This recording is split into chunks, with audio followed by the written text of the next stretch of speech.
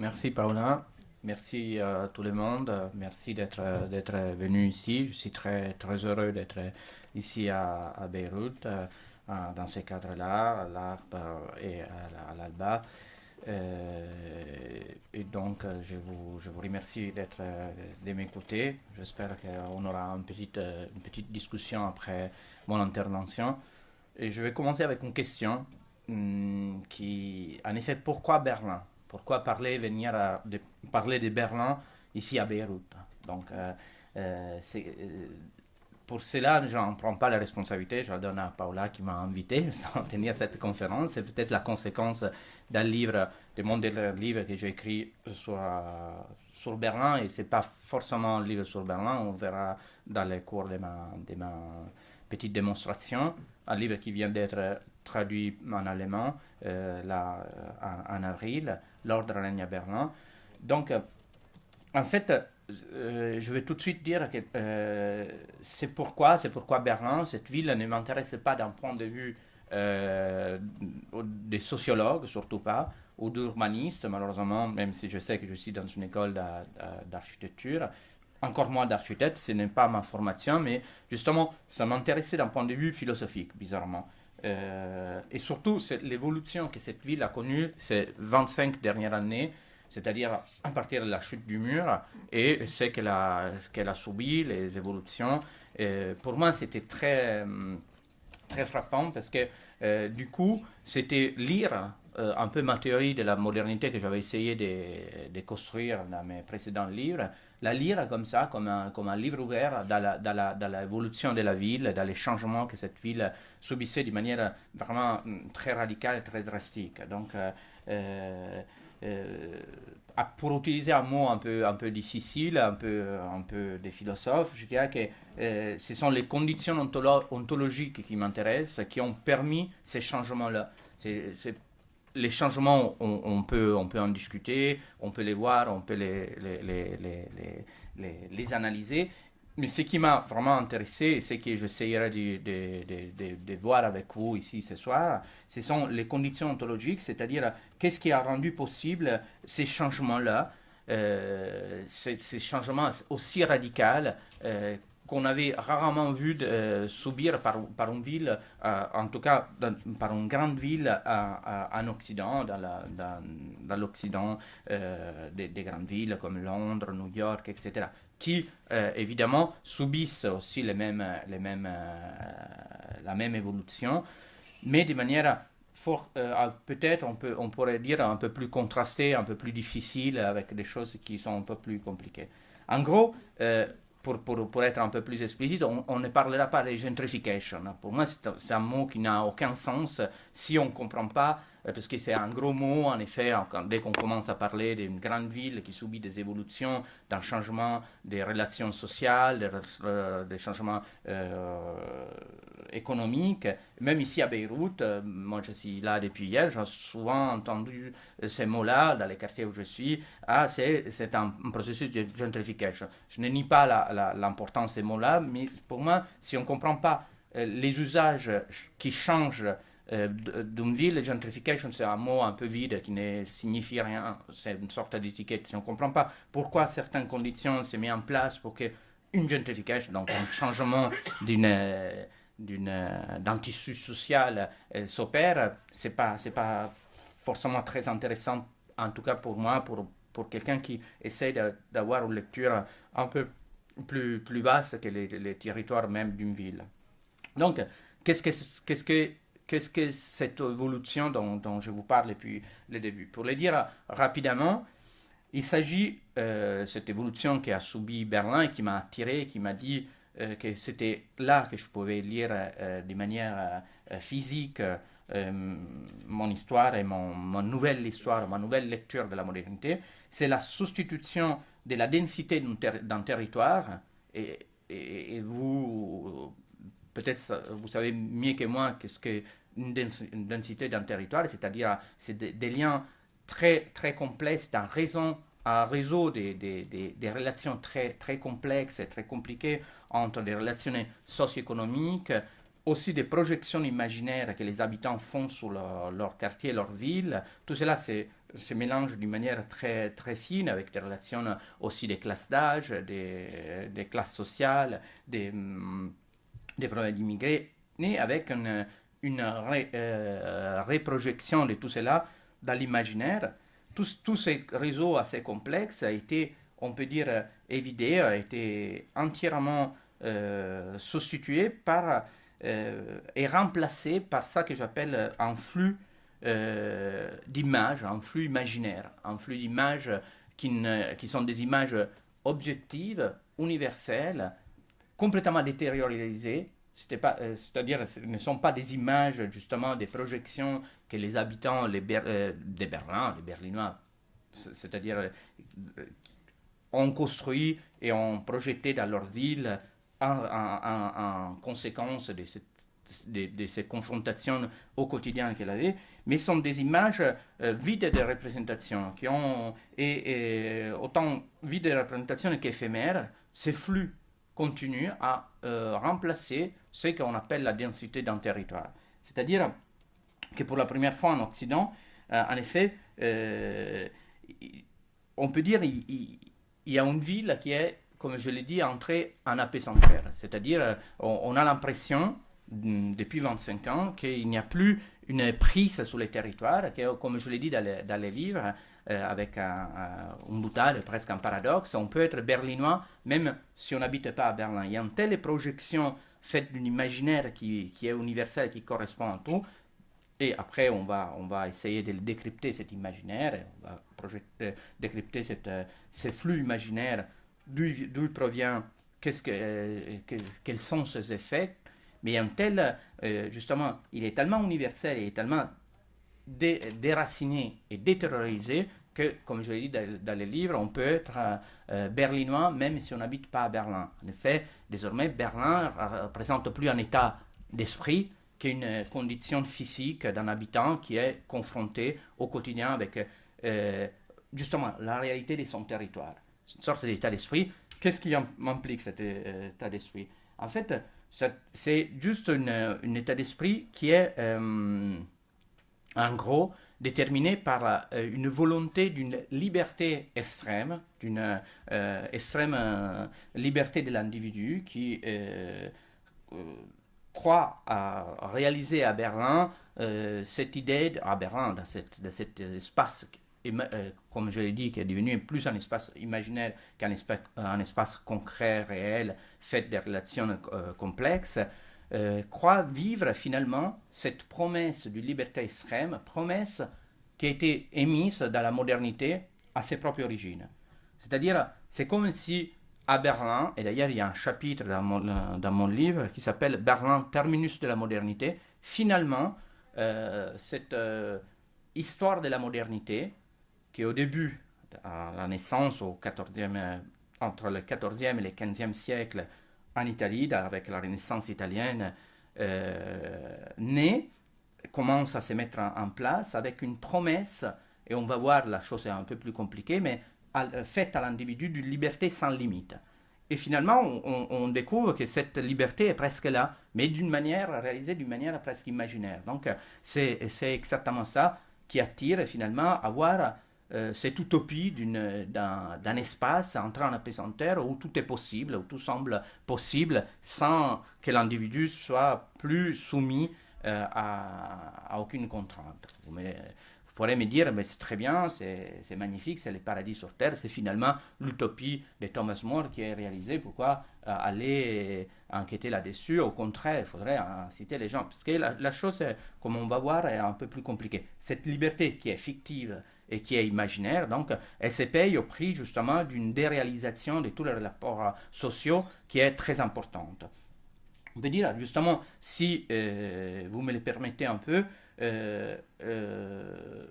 c'est très important pour moi, justement, de faire une petite lecture historique de cette destinée de la modernité. Moi, j'appelle justement cette terminus de la modernité parce que cette réalisation d'une liberté qui est vide et qui est vécue que par les images, que par les événements, qui est produite par ce que j'appelle la culture absolue. Et on va voir aussi ce qu'est pour moi la culture absolue. Il ne s'agit pas pour moi des musées, des galeries d'art, des artistes, mais il s'agit d'une machine à recoder la temporalité du réel.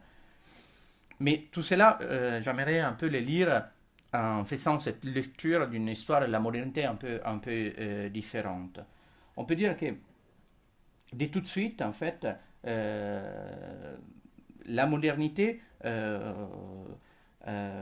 donc, en fait, cette culture absolue, cette liberté, c'est ça, j'anticipe un peu sur mes conclusions, euh, euh, sert à organiser cette liberté extrême paradoxalement. C'est pour ça que mon livre s'appelle L'ordre règne à Berlin, qui n'est pas un titre original, parce que c'est le titre du dernier article qu'avait écrit Rosa Luxemburg avant d'être tuée par les corps francs, par les militaires qui essayaient à la solde de la social-démocratie de contrecarrer la révolution spartakiste. Elle avait écrit un article, L'ordre règne à Berlin, en disant, bon, la révolution spartakiste a fait faillite et maintenant c'est l'ordre bourgeois qui règne. Et moi, d'une manière un peu presque par provocation, j'ai dit, pour que l'ordre ait finalement régné à Berlin, il, a, il, il aura fallu attendre justement la révolution spartakiste, une crise économique, la prise de pouvoir par les nazis, la division de la ville en deux, l'occupation et la domination par une dictature communiste, et que tout cela s'effondre, que tout cela devienne de l'histoire, et que finalement la culture absolue, cette force, cette flux imaginaire, déface complètement les liens très, très subtils dont est constitué les territoires même d'une ville, pour que finalement se réalise cet ordre. Donc, vous me direz, mais c'est une contradiction. Tu parles de liberté d'un côté et de la mise en ordre d'une société. Justement, c'est exactement ça que j'appelle la destinée de la modernité. Et j'anticipe sur la fin de l'histoire, par contre on va retracer parce que c'est très important de comprendre comment ça a évolué. C'est exactement cette liberté qui est vécue via les images, ces flux imaginaires, ces événements, etc., qui est devenue une force d'organisation d'un territoire, même une organisation sociale. En fait, en gros, il y a des forces pour organiser une société. C'est la technique d'un côté, ou mieux, un ensemble de techniques différentes. Technique, quand je dis technique, je le dis avec un T majuscule, une technique qui chapeaute un ensemble de techniques différentes, qui prend en charge à notre corps même, comme on dirait en français, notre vie quotidienne. Donc ça peut être la médecine, les droits, l'école, les transports urbains, toute une série de techniques qui ils nous organisent, ils limitent même d'une manière absolument contraignante notre liberté dans la vie quotidienne. Et d'un autre côté, il y a ce que j'appelle la culture absolue. On va voir qu'est-ce que c'est cette histoire de culture absolue, pourquoi absolue, et pourquoi la culture, pour moi, ce n'est pas tellement les musées, les galeries d'art, les artistes, c'est quelque chose d'autre, dont tout cet appareillage, ce n'est qu'une conséquence, qui, justement, sert aussi, avec cette promesse de liberté extrême, et surtout avec une association qui vous paraîtra assez bizarre, donc la culture absolue ensemble à la morale et à l'économie, donc cette monstre tricéphale, parce que normalement on a tendance à dire non, la culture elle est vraiment opposée à l'économie, c'est même une force. Pour moi, malheureusement, malgré la bonne intention justement d'être cette force autonome et d'émancipation, la culture absolue, avec la morale et l'économie, sert aussi en couplage, on peut dire, structurel avec la technique, à organiser la vie des êtres humains, la vie de l'être ensemble, la vie sociale. Donc, comment ça s'est passé? Justement, il est venu peut-être le moment pour que vous puissiez un peu comprendre tous ces termes que j'ai commencé à vous présenter comme culture absolue, liberté fictive, subjectivité fictive, de comprendre comment cela s'est structuré. Je vous disais, il faut revenir peut-être, pour comprendre pourquoi Berlin est le terminus de la modernité, il faut revenir aux origines de cette modernité même. Alors, aux origines de la modernité, comme je vous disais, autour du 15e, 16e siècle, la modernité même s'est trouvée confrontée à un paradoxe. En fait, elle devait concilier des choses qui paraissaient inconciliables et qu'elle elle-même, cette modernité même, elle avait créées. C'est-à-dire, d'un côté, il y a l'individu, la naissance de l'individu. Pour la première fois, en fait, au XVe siècle, on peut penser, il y a toute une série d'études historiques qui démontrent ça, apparaît quelque chose comme l'individu. Avant, en fait, les hommes étaient pris dans des relations très rigides, structurées de manière verticale, et on ne pouvait pas parler d'un individu, de quelqu'un qui était justement complètement abandonné à lui-même. Parce que la position de l'homme dans la société, elle était claire, elle était rigide, elle était fixée une fois par toutes. Même la relation entre une ville et la capitale d'un empire était structurée de manière verticale. On peut dire que toute la société était organisée de manière organique, verticale. Il y avait des positions fixes et figées qui ne pouvaient pas bouger. En fait, vous naissez noble, vous naissez paysan, vous naissez destiné au sacerdoce. Ça, c'était votre profession et c'était très très difficile. C'était juste des cas vraiment du hasard, mais c'était impossible de changer votre position. Avec des évolutions évidemment économiques et culturelles dont on ne va pas s'attarder ici, toute cette structure très rigide et verticale, elle est ébranlée, elle tombe à ruine, on peut dire. Il y a une déstructuration radicale de la société.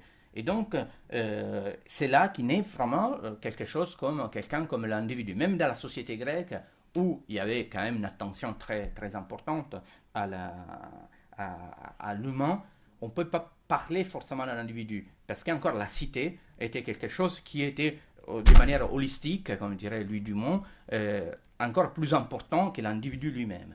Cet individu-là naît vraiment avec cette déstructuration d'une société organisée de manière très verticale. Donc d'un côté, il y a la naissance de l'individu qui revendique du coup une liberté et qui veut être de plus en plus extrême. Donc cet individu découvre d'être dégagé de tous ces liens, de tous ces liens qui les tenaient prisonniers presque, les tenaient captifs, l'homme, donc il se découvre comme individu et commence à avoir la revendication d'un espace de plus en plus indépendant, de pouvoir intervenir et gérer sa vie de manière de plus en plus autonome par rapport à son ordre, à sa famille, à son statut social et à toute une série de relations à son sexe aussi.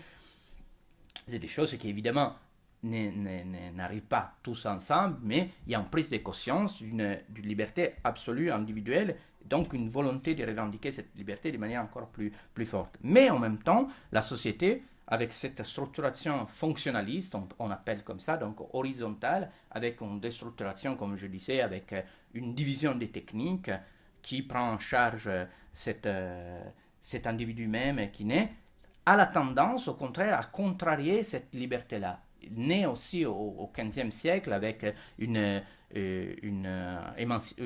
forte accélération du progrès technique, donc d'une fonctionnalisation des techniques différentes, comment dire, une emprise du corps social qui devient très, très, très envahissante sous cet individu même. Donc, des choses inconciliables, je vous disais. Il y a un paradoxe à résoudre. D'un côté, l'individu avec sa volonté d'être quelqu'un d'extrêmement libre et de gérer entièrement sa vie, et d'un autre côté, toute une série de techniques et aussi une structuration fonctionnaliste de la société qui tend au contraire, à envahir absolument, à prendre en charge la vie au quotidien de cet individu. Comme je vous disais, la technique, les droits, la médecine, etc. Pour toutes ces techniques-là, l'individu n'existe même pas. En fait, pour la médecine, on est toute une série de symptômes. On n'est pas un individu à part entière avec une histoire, comme par exemple pour des médecines traditionnelles, comme des médecines chinoises qui prennent en compte tout un aspect. Pour la médecine occidentale, c'est très, très, très ciblé. On a une série de symptômes. Pour les droits, on a des cas des cas à comparer avec un droit, avec des cas, etc. Donc cet individu qui naît, finalement, il est tout de suite démembré en toute une série. Il naît et presque, on pourrait dire, il disparaît tout de suite. Il découvre sa liberté, mais toute cette liberté est tout de suite, comment dire, très très limitée. Mais cette envie de liberté reste. Donc, on peut dire